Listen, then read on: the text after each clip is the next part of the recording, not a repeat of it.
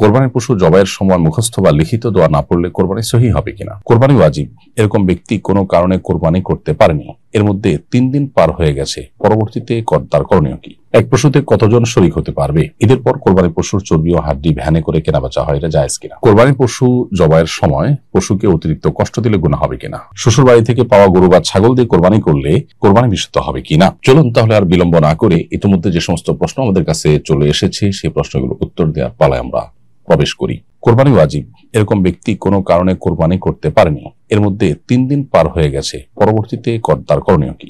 কোরবানি ওয়াজিব ব্যক্তি যদি কোরবানির দিনগুলোতে কোরবানি করতে না পারেন, কোনো কারণে পার হয়ে গেছে, তিনি কোরবানি করার সুযোগ পান নাই, তাহলে কোরবানি উপযুক্ত একটা ছাগলের মূল্য কমপক্ষে তাকে সাদেকা করে দিতে হবে। আর যদি তিনি পশু না কিনে থাকেন, এটা সেজন্য তখন প্রযোজ্য। আর যদি পশু কিনে থাকেন তাহলে সেক্ষেত্রে যে পশু কিনেছেন সেটা কোরবানির দিনগুলোতে কেনা জবাই করা যায় নাই কোনো কারণে, তাহলে সেটা কোরবানির দিনগুলো পার হওয়ার পর ওটা কোনো গরিব দুঃখীকে দান করে দিবে, সাদেকা করে দিবে। এক পশুতে কতজন শরীক হতে পারবে? উত্তর হলো, একটা পশুতে একজন শরীক হবে যদি সেই পশু হয় ছাগল, ভেড়া বা দুম্বা। আর যদি সেই পশু হয় গরু, মহিষ বা ওট, তাহলে সেক্ষেত্রে সর্বোচ্চ 7 জন শরীক হতে পারবে। এই 7 জনের অতিরিক্ত যদি শরীক হয় তাহলে সেক্ষেত্রে সেটি কোরবানি হিসাবে বিশুদ্ধ হবে না, পশুর গোশত খাওয়া হালাল হতে পারে, জাস্ট কোরবানি হবে না। কোরবানি হতে হলে সর্বোচ্চ 7 জন হতে হবে, আর সর্বনিম্ন 1 জন হবে, অর্থাৎ 1 জন, 2 জন, 3 জন, 4 জন, 5 জন, 6 জন, 7 জন, যে কোনো সংখ্যক মানুষ একটা গরুতে বা একটা মোটে শরীক হতে পারবেন। ঈদের পর কোরবানি পশুর চর্বি ও হাড্ডি ভ্যানে করে কেনা বেচা হয়, এটা জায়েজ কিনা? উত্তর হলো, কোরবানি পশুর কোনো কিছুই মৌলিকভাবে কেনা বেচা করা জায়েজ নয় কোরবানি কর্তার জন্য। তবে তিনি গরিব দুঃখীদেরকে দান করে দিলেন, তারা তাদের মতো করে এবার বিক্রি করলেন, সেটা হতে পারে। কোরবানি পশুর হাড্ডি বিভিন্ন কাজে লাগে, অতএব সেটা বিক্রি করা যেতে পারে। এখন কোরবানি কর্তা তিনি যদি চর্বি হাড্ডি অতিরিক্ত হয়, যেটা তার আসলে ব্যবহারে আসবে না বা কাউকে দেওয়ার মতো নাই, না হলে হয় নষ্ট হয়ে যাবে, আর না হলে কোনো কিছু করার নাই, এই ক্ষেত্রে তিনি বিক্রি করে ফেলেছেন, তাহলে সেক্ষেত্রে তার মূল্য সাদেকা করে দিবেন। তবে সাধারণ অবস্থাতে হয় নিজে ব্যবহার করবেন, আর না হলে গরিব দুঃখীকে দান করে দিবেন।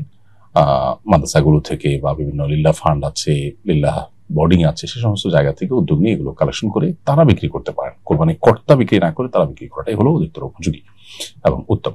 কোরবানি পশু জবাইয়ের সময় পশুকে অতিরিক্ত কষ্ট দিলে গুনাহ হবে কিনা? পশুকে অতিরিক্ত কষ্ট দিলে অবশ্যই গুনাহ হবে।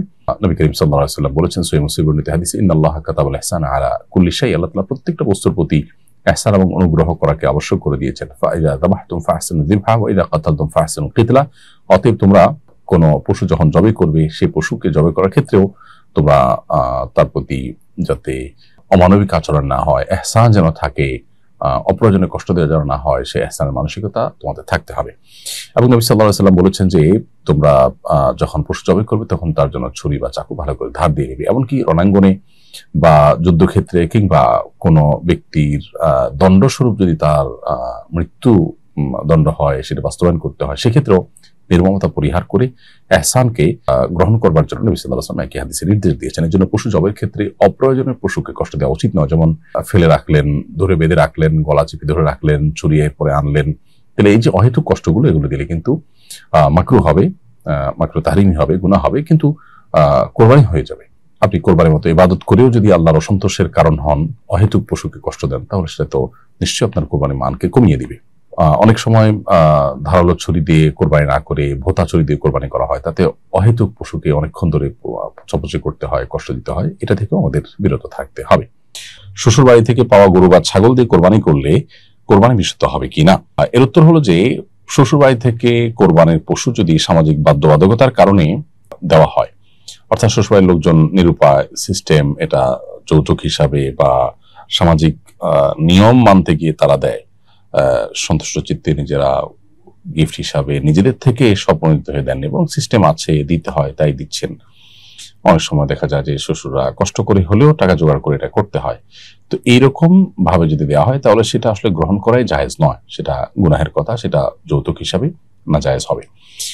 আর যদি সেরকম বাধ্যবাধকতা নেই, তারা অসন্তুষ্ট চিত্তে দেন নাই, বরং খুশি হয়ে তারা নিজেদের থেকে, তাদের অনেক আছে সেই জায়গা থেকে তারা গিফট দিয়েছেন, তাহলে সেক্ষেত্রে গিফট দেওয়া নেওয়া জায়েজ। কিন্তু এটা যেহেতু সামাজিক কালচারে পরিণত হয়েছে এবং এই কালচারের কারণে যারা সচ্ছল তারা তো দিতে পারছেন, অসচ্ছলটাও দিতে বাধ্য হচ্ছেন, সেজন্য এই কালচারটাকে অ্যাভয়েড করা দরকার এবং এটাকে আমাদের সমাজ থেকে বিতাড়ন করা জরুরি।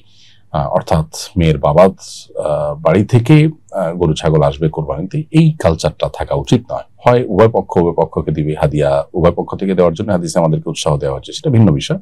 কিন্তু এক পাক্ষিক হাদিয়া, বিশেষ করে মেয়ের বাবা, তিনি মেয়ের বাবা হওয়ার কারণে এরকম হাদিয়া দিতে হয়, সেটা কোনো ভালো সংস্কৃতি নয়। এর ফলশ্রুতিতে অন্য মানুষ যারা অসচ্ছল তাদের উপরে এটা প্রেশার তৈরি হয় এবং তারা নিরুপায় হয়ে যান, সামাজিক বাধ্যবাধকতা তৈরি হয়ে যায়।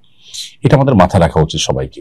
এরপরও যদি পরস্পরকে এরকম কোনো গিফট দেন, তাহলে সেই গিফটের পশু দিয়ে কোরবানি করলে, সন্তুষ্ট চিত্ত দিলে এবং কোনো প্রকার বাধ্যবাধকতার বাইরে থেকে যদি দেওয়া হয়, তাহলে এটা জায়েজ আছে এবং এটা দিয়ে কোরবানি দিলে কোরবানি হবে। কিন্তু আবার বলছি, কালচারটাকে আমাদের অ্যাপ্রিসিয়েট করা উচিত না এবং এটা দূর হওয়া উচিত। অন্য কোনোভাবে হাদিয়া আদান প্রদান, এবং হাদিয়ার ক্ষেত্রে একপাক্ষিক না হয় উভয় পাক্ষিক আদান প্রদান থাকার কালচার হতে পারে, সেটা ভিন্ন বিষয়। এরপরে বিষয় হলো যে শ্বশুরবাড়ি থেকে যে গরু বা ছাগল দেয়া হলো, এটা কাকে দেয়া হলো, মেয়েকে নাকি মেয়ের জামাইকে? আর যদি ছেলের বাড়ি থেকে দেওয়া হয়, তাহলে সেক্ষেত্রে কাকে দেয়া হলো, এই জিনিসটা স্পষ্ট করতে পারলে ভালো হয় বা স্পষ্ট করা উচিত। বিশেষ করে মেয়ের বাবার বাড়ি থেকে দিলে যদি মেয়েকে দেওয়া হয়, তাহলে মেয়ের পক্ষ থেকে কোরবানি হবে, আর যদি ছেলেকে দেওয়া হয় তাহলে ছেলের পক্ষ থেকে কোরবানি করতে হবে। আর যদি আসলে স্পষ্ট করা না থাকে, বরং ফ্যামিলিকে দিয়ে দেওয়া হয়, ব্যাপারটা এরকম যে তারা যার পক্ষ থেকে ইচ্ছা তা করবে, তখন সেটা ফ্যামিলির মানুষজন তারা যেটা ডিসিশন নেবে সেটা। তো এই জিনিসগুলোতে অনেক অস্পষ্টতা থাকে, বিষয়গুলো স্পষ্ট সাধারণত করা হয় না এবং শুনতে একটু খারাপ শোনা যায় দেখে আমরা এগুলো অস্পষ্ট রাখি। মূলত এগুলো স্পষ্ট করলে ভালো, যে আসলে কাকে দেয়া হলো। বাবা যদি বলে যে মা তোমাকে দিলাম, বা জামাইকে যদি বলে বাবা তোমাকে দিলাম, তাহলে সেক্ষেত্রে তার পক্ষ থেকে কোরবানি দিলে কোরবানি বিশুদ্ধ হয়ে যাবে। কিন্তু এই কালচার থেকে বেরিয়ে আসার চেষ্টা আমাদের করা দরকার। এবারে প্রশ্ন হলো, কোরবানির পশু জবাইয়ের সময় মুখস্থ বা লিখিত দোয়া না পড়লে কোরবানি সহিহ হবে কিনা? উত্তর হলো, কোরবানির পশু অথবা সাধারণ যে কোনো পশু জবে এবং কোরবানি বিশুদ্ধ হওয়ার জন্য বিসমিল্লাহ বলা শর্ত। কমপক্ষে বিসমিল্লাহ বলে যদি জবাই করা হয়, ইনশাআল্লাহ বিদিনিল্লাহ কোরবানি এবং জবে বিশুদ্ধ হয়ে যাবে। তো বিসমিল্লাহর পাশাপাশি আল্লাহু আকবার বলা সুন্নাত। অতএব বিসমিল্লাহ আল্লাহু আকবার বলে জবে করলে আরো ভালো, জবে তো হয়েও যাবে, পাশাপাশি সুন্নাহ আদায় হয়ে যাবে। এটা সাধারণ পশুর ক্ষেত্রেও তাই, কোরবানির নিয়ত করে জবাই করলেও তাই। তবে বিসমিল্লাহ আল্লাহু আকবারের পাশাপাশি কোরবানির পশুর ক্ষেত্রে আরো কিছু বাক্য পাঠ করা উত্তম এবং মুস্তাহাব। সেটি হলো আল্লাহুম্মা মিনকা ওয়ালাক। বিসমিল্লাহ আল্লাহু আকবারের পরে যদি বলা হয় বিসমিল্লাহ আল্লাহু আকবার, আল্লাহুম্মা মিনকা ওয়ালাক, হে আল্লাহ এই পশু আপনার তরফ থেকে এবং আপনার উদ্দেশ্যেই এটি নিবেদন করা হচ্ছে। এরপরে আবার বলবে, যদি নিজের তরফ থেকে হয় তাহলে বলবে আল্লাহ এটা আমার তরফ থেকে আপনি কবুল করুন।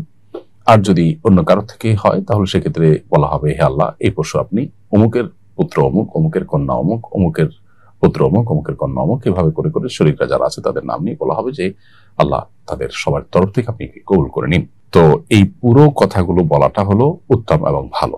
যদি কোনো কারণে এটা বলা নাও হয়, মনে নিয়ত থাকে যে এটা কোরবানি পশু কোরবানির উদ্দেশ্যে জবাই হচ্ছে, বিসমিল্লাহ আল্লাহু আকবার, তাতেই জবাই হয়ে যাবে।